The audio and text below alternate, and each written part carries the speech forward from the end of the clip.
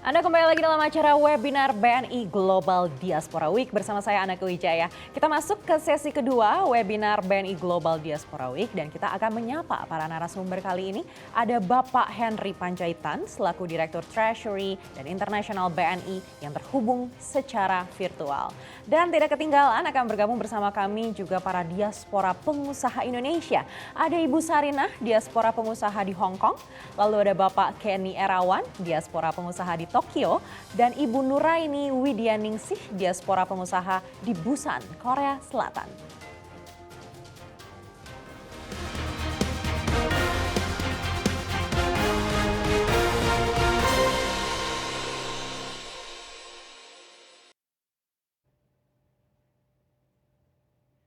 Selamat siang Bapak-Bapak dan Ibu-Ibu, apa kabar? Mungkin pertanyaan pertama kita akan langsung ke Pak Henry terlebih dahulu.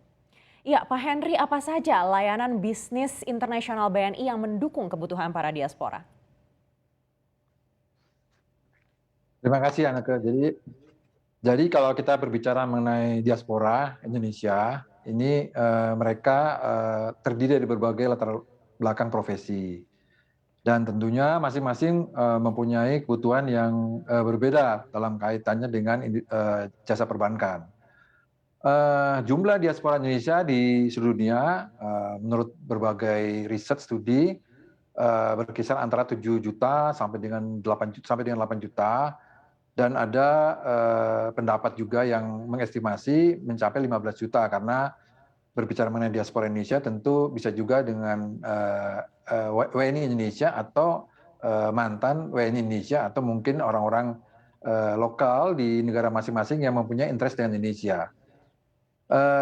Yang berstatus dengan WNI kita prediksi sekitar 4,7 juta. Jadi sisanya adalah keturunan dari WNI. Ini merupakan pasar yang sangat besar, yang tentunya mereka datang dari berbagai profesi, misalnya ada yang pelaku bisnis, ada yang mempunyai usaha restoran, ada yang pelajar, ada profesional, white collar, ada juga PMI, ada juga yang bergerak di trading house, ada yang melakukan import barang-barang Indonesia dan juga melakukan bisnis distribusi di luar di masing-masing negara yang mengimpor dari Indonesia.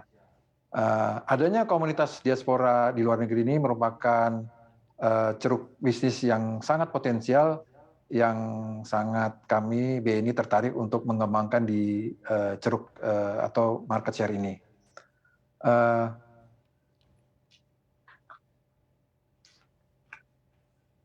Dapat kami sampaikan ya, secara umum kita sudah menyiapkan 4 layanan untuk diaspora Indonesia di mancanegara. Yang pertama adalah kita sebut namanya Diaspora Saving. Ini adalah layanan secara digital yang memungkinkan diaspora Indonesia di luar negeri, baik yang mempunyai IKTP, nanti ke depannya juga yang WNA yang masuk kategori diaspora Indonesia, untuk membuka akun di Indonesia, lalu mendownload atau mengaktifasi mobile banking BNI, yang sebenarnya diaspora saving ini sudah banyak digunakan bagi diaspora Indonesia yang merupakan teman-teman dari PMI dan juga pelajar dan sebagian di ekspatriat. Nah, yang kedua kita sudah kembangkan yang namanya diaspora mobile remittance. Jadi nanti teman-teman diaspora bisa melakukan kiriman uang ke Indonesia melalui smartphone. Ini sudah kita inisiasi di negara Singapura, dan ini sangat berguna bagi teman-teman diaspora PMI di Singapura dan juga non PMI pelajar profesional di Singapura. Nah, ini kita akan kembangkan ke negara-negara lain. Nah, yang ketiga ini juga kita udah inisiasi setahun terakhir, yaitu diaspora lending. Ini adalah salah satu bentuk support dari BNI untuk membantu diaspora di luar negeri, khususnya di sektor UMKM, untuk mengembangkan bisnis di negara yang mereka tinggal. Berbicara mengenai loan exposure dari BNI di luar negeri, 95% kita sudah kasih ke masyarakat diaspora Indonesia. Tapi memang majority masih di sektor corporate banking klien gitu. Nah, kita sudah kembangkan ke sektor UMKM untuk diaspora Indonesia di luar negeri. Kedepannya kita juga akan meningkatkan layanan kita sebut dengan Diaspora Invest. Ini merupakan strategi BNI untuk bisa men-serve nasabah retail di diaspora Indonesia di luar negeri, manakala mereka mau melakukan investasi obligasi rupiah yang diterbitkan oleh pemerintah, juga obligasi blue chip dari perusahaan-perusahaan Indonesia. Nanti juga akan dilaksanakan melalui mobile banking. Kami berharap dengan layanan diaspora, ya tadi ada diaspora saving, diaspora mobile remittance, diaspora loan, dan diaspora invest akan mempermudah bagi diaspora kita yang ada di luar yang berkisar 8 juta ini untuk bisa dapat melakukan aktivitas perbankan secara digital melalui mobile banking. Demikian, Mbak Ana. Menarik sekali Pak Henry, kita akan beralih ke Ibu Sarinah di Hong Kong. Ibu Sarinah mungkin boleh dibocorkan sedikit tips-tips menjadi pelaku usaha di Hong Kong. Sebenarnya tidak ada tips yang khusus ya, Bu. Cuman ada sedikit pendapatan lah sebagai satu pelaku usaha dimanapun. Saya rasa paling penting harus punya semangat rajin bekerja dan memperduli keadaan lingkungan. Ada apa yang kita bisa layanin ke lingkungan, mereka perlu apa, dan selalu positive thinking, juga harus berani mencoba, pantang menyerah. Sebelum memiliki usaha trading produk Indonesia, saya udah ngalami banyak bisnis juga, buka salon, buka toko emas perhiasan, buka mengolah makanan Indonesia, sudah banyak macam dicoba.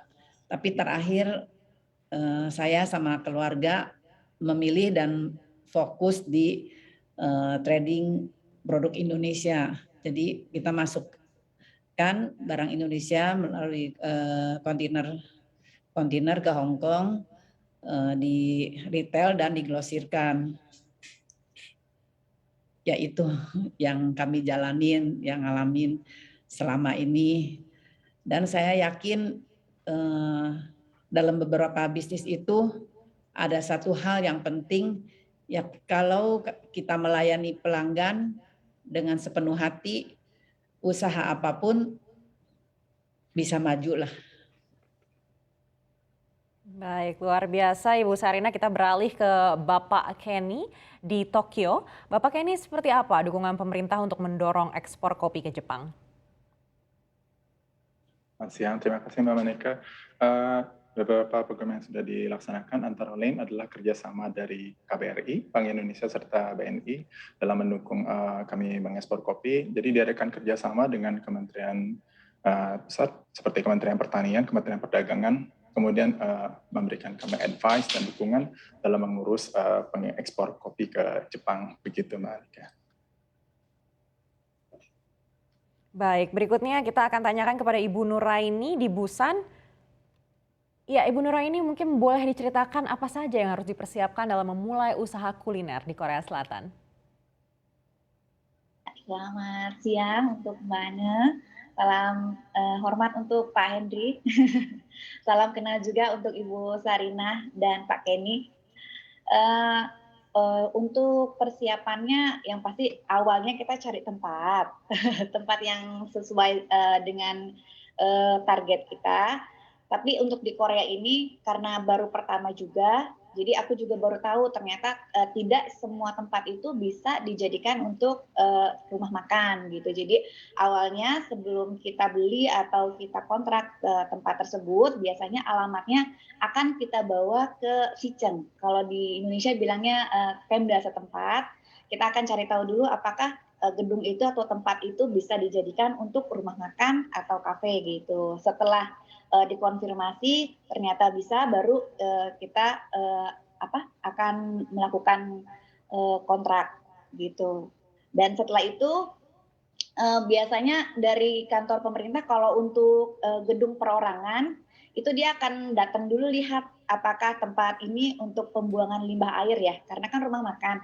Pembuangan limbah airnya bisa dengan baik gitu. Kalau itu sudah disetujui, baru kita ke kantor pemerintah lagi untuk mendaftarkan usaha kita gitu. Dan untuk gedung yang berada di lantai 2 ke atas, biasanya itu ada beberapa instalasi yang harus dilakukan gitu, seperti untuk safety pemadam kebakaran gitu ya, itu untuk tempat usaha yang luasnya lebih dari 30 piang. Kalau di Korea itu ukurannya piang itu kurang lebih 3 kali 3 meter persegi ya. Jadi untuk yang luas lebih dari 30 piang itu harus ada instalasi keamanan untuk safety pemadam kebakaran gitu. Itu pun kita harus ikut tes dulu, setelah itu baru kita dapat license. Yang pertama itu untuk gas, yang kedua untuk license pemadam kebakaran, yang ketiga kita harus pergi ke Bogonso ya. Kalau di sini istilahnya Bogonso seperti puskesmas, kita melakukan tes kesehatan. Setelah semua kelengkapan itu dilengkapi, lalu kita daftarkan usaha kita ke Pemda setempat. Setelah dapat nomor usaha, kalau di sini kalau di Indonesia istilahnya TDP ya, tanda daftar perusahaan. Setelah itu terdaftar, baru kita datang ke Semuso atau ke kantor pajak setempat untuk mendaftarkan NPWP atau Sabono, nomor pokok wajib pajak begitu. Kurang lebih. Baik, Bu Nuraini nih kalau saya lihat menu di belakang Ibu ini menarik sekali ya. Ada nasi ayam goreng, lalu ada nasi gulai kambing, batagor. Ini kan makanan-makanan asli Indonesia begitu. Seperti apa sih respon dari mungkin masyarakat di Busan juga untuk makanan-makanan Indonesia dan strategi apa yang digunakan untuk mengenalkan makanan-makanan ini? Alhamdulillah untuk respon sendiri baik. Untuk strateginya sendiri tidak ada strategi khusus seperti yang Ibu Sarina bilang ya, untuk melayani customer ya, yang penting dari hati gitu, memberikan layanan yang terbaik, terutama untuk dari rasa gitu ya. Dan kebetulan alhamdulillah beberapa tamu juga itu ada dari warga negara asing lain, seperti dari Amerika, dari orang Amerika pernah datang ke sini, warga negara Amerika, warga negara Rusia, warga negara Jerman. Mereka kebanyakan lihat dari internet ya. Mereka kenal Indonesia itu dengan nasi goreng, fried rice gitu. Mereka pengen tahu seperti apa fried rice-nya Indonesia. Ada juga beberapa dari mereka pernah pergi berwisata ke Bali gitu. Dan mereka kangen dengan masakan Indonesia, fried rice itu, dan pernah mencoba juga di sini begitu. Baik, kita beralih lagi ke Bapak Kenny. Bapak Kenny, kalau terkait dengan kopi Indonesia di Tokyo, ini sebenarnya responnya seperti apa dari warga Tokyo sendiri? Apakah memang kopi Indonesia di sana tuh sangat dicari? Iya, baik, terima kasih Mbak Neka. Sebelumnya kopi-kopi Indonesia yang dikenal di Tokyo itu hanya Mandailing dan Toraja. Dan setelah diadakan berbagai macam event, warga di Tokyo mulai mengenal lebih banyak kopi-kopi Indonesia lainnya, dan bukan hanya dari Sumatera saja, tapi banyak juga dari Jawa, dari NTB, Bali, serta daerah lainnya begitu. Nah, di coffee shop kami juga menjual beberapa jenis kopi dengan hand drip dan segalanya, dan responnya cukup positif, dan image mereka terhadap kopi Indonesia banyak berubah. Mereka mengatakan kopi Indonesia lebih clean cup, rasanya lebih terasa gitu. Nah, kami juga berusaha untuk sambil mengedukasi customer kami tentang Indonesia, sambil menjeduh kopinya, kita juga bercerita tentang daerah-daerah tersebut, dan juga membagikan informasi terkait kopi-kopi tersebut gitu. Baik, mungkin ada strategi spesial yang digunakan untuk bisa menjual kopi-kopi ini ke masyarakat di Tokyo? Ya, baik. Yang kami lakukan adalah, yang kami rasa penting adalah lokalisasi produk, Maneka. Jadi kami berusaha menyesuaikan atau mengadaptasi desain, rasa, packaging produk ini supaya bisa sesuai dengan pasar Jepang. Kebanyakan barang-barang yang datang dari luar negeri itu masih belum disesuaikan dengan Jepang. Jadi kadang-kadang kita coba ubah bahasa-bahasa dalam menjelaskannya dari segi packaging, karena warga Jepang lebih menyukai yang lebih simple, dan kami juga melihat kesempatan ini di masa pandemi ini karena banyak perusahaan trading Jepang yang mulai menjual atau berhenti menjual kopi. Jadi di situ kami lihat kesempatan untuk masuk ke pasar ini. Kami mulai coba merambah ke retail atau ke B2B dan sebagainya. Seperti itu. Baik, artinya di periode pandemi ini terlihat pertumbuhan yang signifikan dari permintaan kopi Indonesia di Tokyo. Ya, saya lihat karena sejak pameran COI Desember lalu, kopi Indonesia di Jepang ini sudah mulai direcognize dan banyak juga yang mulai menanyakan tentang kopi Indonesia. Jadi kami harap saya bisa lebih banyak berkomunikasi dengan produsen-produsen kopi di Indonesia untuk bisa lebih memperkenalkan kopi Indonesia ke pasar Jepang gitu. Baik, boleh dirinci sedikit Pak Kenny, ini kenaikannya berapa persen Pak? Mungkin kalau dibandingkan dengan sebelum pandemi, apakah sangat signifikan? Ya, mungkin saya agak sangat signifikan, mungkin saya juga susah menjelaskan dengan persentase, tapi anggap dari dulu orang Jepang hanya tahu Mandailing dan Toraja, tapi ternyata kopi ada dari Irian Jaya, Lembah Kamu, kemudian ada dari Manggarai, NTB, Bali, Kintamani, dari Jawa Barat sendiri ada banyak sekali, Jawa Tengah juga banyak jenis-jenis yang kami bawa ke sini, jadi potensi kopi Indonesia yang belum terlihat itu sangat besar sekali, jadi saya harap kita bisa lebih mengekspor kopi lebih banyak lagi ke sini agar orang-orang di luar Tokyo juga pun bisa merasakan kopi-kopi khas Indonesia. Wow, luar biasa. Semakin menarik sekali kalau kita mendengar penjelasan dari diaspora-diaspora yang tersebar begitu ya di negara-negara lain. Dan kita akan lanjutkan lebih dalam lagi usai jeda. Tetaplah bersama kami di webinar BNI Global Diaspora Week. Kami akan kembali.